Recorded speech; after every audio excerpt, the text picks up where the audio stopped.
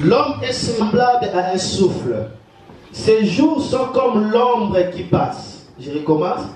L'homme est semblable à un souffle. Ses jours sont comme l'ombre qui passe. Comme l'ombre qui passe. Donc, peu importe la durée qu'on peut faire sur la terre, nous devons mettre dans notre tête que les jours de l'homme sont comme l'ombre qui passe. Donc, l'homme ne dure pas sur la terre. Amen. Nous ne dirons pas sur la terre. Même si l'on fait un siècle, 100 ans, même si l'on fait des siècles, l'homme ne dure pas sur la terre. Pourquoi l'homme ne dure pas? Parce que comparer 1000 ans par rapport à l'éternité, c'est comme prendre 10 poussières de sable par rapport à tous les sables de la terre. Comparer un siècle par rapport à l'éternité, c'est comme prendre 10 poussières de sable par rapport à tous les sables de la terre. Rien ne peut être comparé à l'éternité. Donc, nous ne dirons pas sur la terre. C'est la raison pour laquelle nous devons localiser la priorité des priorités. Voilà pourquoi, au-dessus de nos priorités qui sont bonnes, nous devons chercher à connaître la priorité des priorités qui est beaucoup mieux et éternelle. Répète avec moi. Au-dessus de mes priorités qui sont bonnes, je dois chercher à connaître la priorité des priorités qui est beaucoup mieux et éternelle. J'atterris petit à petit. Regardons Matthieu chapitre 16, le verset 26. Ici, c'est Jésus lui-même qui donne sa pensée par rapport à la vie. Amen. Il est en train de nous expliquer un peu sur la priorité des priorités. Regardons Matthieu chapitre 16. Est-ce que vous êtes là? Amen. Est-ce que vous écoutez le premier message de l'année? Amen. Amen. Amen. Matthieu chapitre 16, le verset 26. J'ai lu au nom de Jésus. Amen. Ici, c'est Jésus qui a dit. Et que servirait-il à un homme de gagner tout le monde, si il perdait son âme? Ou que donnerait un homme en échange de son âme? Je peux recommencer, car c'est la parole de Dieu. C'est Jésus qui dit. Il dit, et que servirait-il à un homme de gagner tout le monde si il perdait son âme? L'homme a gagné toute la terre lui appartient. Jésus ne dit pas des richesses. Il ne dit pas quelque entreprise. Il a gagné toute la terre, le monde. Cela veut dire et les hommes, et les femmes, et la richesse, et les poissons. Tout l'homme a gagné. Cela veut dire qu'il devient le maître de la terre. Et Jésus dit, à quoi servirait-il à cet homme-ci qui parvient à gagner toute la terre s'il perdait son âme? Tout ce que l'homme peut faire comme espoir, ça servira à rien s'il finit à perdre son âme. Tout ce que l'on peut réaliser comme gloire, ça mènera nulle part s'il finit sa vie à perdre son âme. Et il dit à quoi l'homme peut utiliser pour racheter son âme. Qu'est-ce que l'homme peut donner pour sa propre vie? Ça, c'est la question que Jésus lui-même a donnée. Il dit, à quoi sert à un homme de gagner? Il a gagné toute la terre. Mais il perd son âme, à quoi sert? À quoi sert à une personne qui a fait 50 ans dans les sticks? C'est fou. Et après il meurt, il est dans l'enfer. Ça sert à quoi cet homme? Toute cette gloire, ça sert à quoi? Donc cet homme sera doublement châtié. Il va oublier toute la gloire qu'il a eue. Il ne se rappellera même pas d'une seconde de sa gloire. Il va être dans les soucis, dans les regrets le plus éternel. C'est la raison pour laquelle ne cherchons pas à connaître la priorité des priorités. Lorsque on doit perdre l'âme, c'est le moment de localiser la priorité des priorités.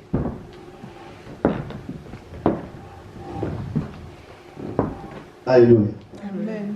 Alléluia. Amen. Alléluia. Amen. Gagner le monde et perdre son âme, c'est le pire des déceptions. Gagner le monde et perdre son âme, c'est le pire des déceptions. L'âme perdue, c'est l'âme qui se retrouve dans les tourments, l'enfer après la mort. C'est ça, perdre l'âme. C'est le pire des déceptions qu'on peut connaître. À un homme qui a gagné le monde, mais il finit à perdre son âme. Voilà cette priorité des priorités sur lesquelles beaucoup de gens oublient. Nous travaillons pour notre corps. Nous travaillons pour notre sécurité. Mais nous oublions de travailler pour notre âme. Assurer le demeure de notre âme. Nous prenons des emprunts, des prêts, acheter des maisons, construire des terrains, et nous nous trouvons en sécurité. J'ai ma parcelle, j'ai mon terrain, oui, j'ai acheté le meuble, j'ai acheté la voiture, j'ai acheté l'avion, j'ai rempli ma maison des choses merveilleuses, oui. Rappelez-vous, apprends-moi à compter mes jours, car l'homme ne dure pas. Et cette maison restera après, ça va se détruire. Mais maintenant, la maison de ton âme, y a-t-il un lit là-bas? Y a-t-il un brique là? Est-ce que tu prépares ta demeure? Quel est l'état de ta demeure? À quoi sert à un homme de gagner tout le monde et de perdre son âme? C'est Jésus qui dit. J'aime lorsque Jésus parle du ciel parce qu'il était au ciel. Il connaît.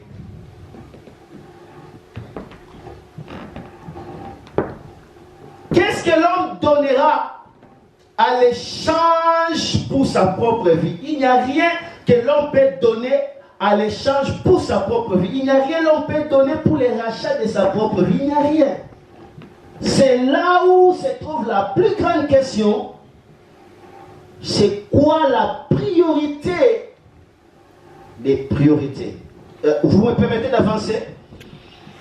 Je vous dis, vous me permettez de parler, s'il te plaît. Vous me permettez de parler? Amen. Amen. Amen.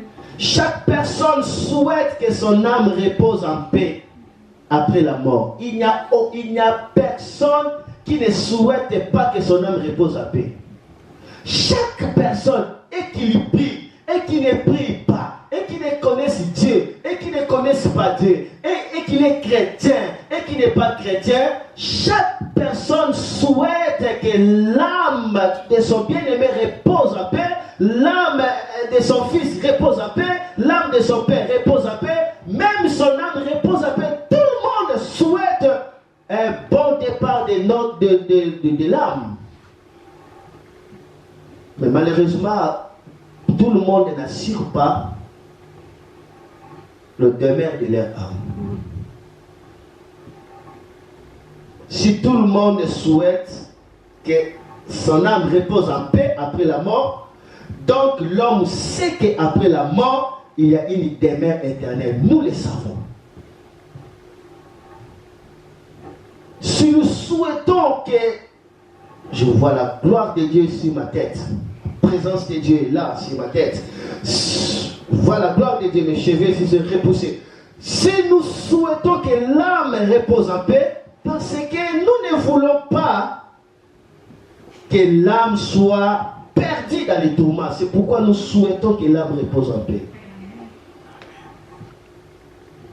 Amen. Amen. Un jour comme ça, j'ai marché là à Albi, là où nous sommes. J'étais là dans l'arrêt des bus. Et j'ai vu, on a mis des fleurs. Et on a écrit à une personne qui s'appelait Moussadi. C'est un arabe. Et on a mis des fleurs, on a écrit. Notre cher ami, nous ne t'oublierons jamais. Que ton âme repose en paix. Je lis après, bon, je n'ai pas fait attention. Je suis allé dans un autre arrêt de bus, j'ai vu la même orthographe, on a aussi repris. Oh, je l'ai vu encore, je l'ai vu, c'était répandu un peu partout dans la ville. Après, je pose la question, mais c'est quoi cet homme Moussa, on l'écrit partout? Donc, il était quelqu'un qui était connu, je crois, parce qu'on lui souhaite que son âme repose un peu. On va lui dire que non, c'est un jeune garçon des Arabes. On l'avait tué. C'est la raison pour laquelle donc cela a touché la communauté arabe et on le souhaite vraiment que son âme repose. Je dis, ah bon. Après dans mon cœur, je dis, oh bon. Et même les Arabes savent que l'âme ira quelque part. Donc tout le monde connaît le départ de l'homme après la mort. Il faut qu'il ait un demeure. Donc, nous tous, nous savons que l'âme ira quelque part. Donc, nous souhaitons que l'âme soit en paix. Mais comment souhaiter l'âme soit en paix alors que sur la terre, on négligeait l'âme? Quelle est l'âme qui peut être dans la paix? Est-ce que c'est l'âme sur laquelle on a souhaité ou c'est l'âme qui est sauvée? À quoi servirait à un homme de gagner toute la terre et de perdre son âme? L'âme qui sera dans la paix, c'est l'âme qui est sauvée. Et l'âme qui est sauvée, c'est l'âme qui a reçu Jésus-Christ dans son cœur. Donc par là, nous devons comprendre que Dieu, par son amour, il a mis dans le cœur de chaque personne une pensée pour l'éternité. Dieu a mis dans le cœur de chaque personne un désir de connaître les choses éternelles, des choses après la mort. Veux-tu que je vous donne ce verset? Amen. Amen. Nous sommes dans Ecclésiaste chapitre 3, verset 11. Écoutez la pensée du Seigneur Jésus. Amen. Ecclésiaste chapitre 3. Ecclésiaste chapitre 3, le verset 11. Je lis au nom de Jésus. Amen. Amen. Ecclésiaste 3, le verset 11. Il fait toutes choses bonnes à son temps. Même il a mis dans leur cœur la pensée de l'éternité. Bien que l'homme ne puisse pas saisir l'œuvre que Dieu fait du commencement jusqu'à la fin. Je répète, il a mis dans leur cœur la pensée de l'éternité. Bien que l'homme ne puisse pas saisir l'œuvre que Dieu fait du commencement jusqu'à la fin. Donc Dieu a mis dans chaque personne une pensée de l'éternité. Amen. Amen. Et c'est là la priorité des priorités. Dieu a mis ça pour que l'homme puisse rechercher le sort de son âme après la mort. C'est la raison pour laquelle on va voir toute personne, il souhaite toujours avec des fleurs, il miripe, il souhaite que ton âme repose en paix, que ton âme repose en paix. Amen. Donc l'homme a une pensée de l'éternité. Il savent que la personne là qui est morte en réalité n'est pas morte. Donc ça c'est le corps, ce n'est qu'un caracasse. Mais la vraie vie continue quelque part. Mais il faut que la vie là de la personne que je connaissais soit en paix. Je ne veux pas que ça soit au tourment. Donc donc nous reconnaissons la priorité des priorités après la mort. Non, n'attendez pas à découvrir la priorité des priorités les jours de la mort. C'est maintenant le moment de découvrir la priorité des priorités pour votre vie. Est-ce que je peux dire Amen? Amen. Est-ce qu'on peut dire Amen? Amen. La priorité des priorités, c'est d'assurer une demeure éternelle pour son âme. C'est ça la priorité des priorités. Jésus dans Matthieu 7, verset 6, il a dit: que donnerait un homme en échange de son âme? Que donnerait un homme en échange de son âme? Qu'est-ce que l'homme peut donner en échange de son âme? Est-ce que c'est la richesse qui va assurer ta demeure? Est-ce que c'est l'argent? Est-ce que c'est la popularité? Est-ce que Jésus dit: que donnerait l'homme en échange de son âme? Il n'y a rien. Il n'y a rien que l'homme peut faire pour assurer le rachat de son âme. Dans une version là que j'avais lu, la communauté chrétienne, on dit: avec quoi va-t-on racheter sa propre vie? Avec quoi va-t-on racheter sa propre vie? Est-ce qu'on peut racheter sa propre vie? Qui peut racheter sa propre vie? Avec quoi? Avec l'argent? Avec quoi? Avec la discipline? Avec quoi? Avec des principes? Non, il n'y a rien que l'homme peut faire qui peut lui donner l'accès pour racheter sa propre vie. Non, non, il n'y a rien. Il n'y a aucun cadeau, aucun sacrifice, aucune richesse qui peut être comparable à la valeur d'une âme. Donc l'homme n'a rien à donner en échange de son âme. Il n'y a rien. L'homme n'a pas de solution par rapport à ça. L'homme n'a pas de possibilité de faire quoi que ce soit pour échanger son âme. Non, l'homme n'a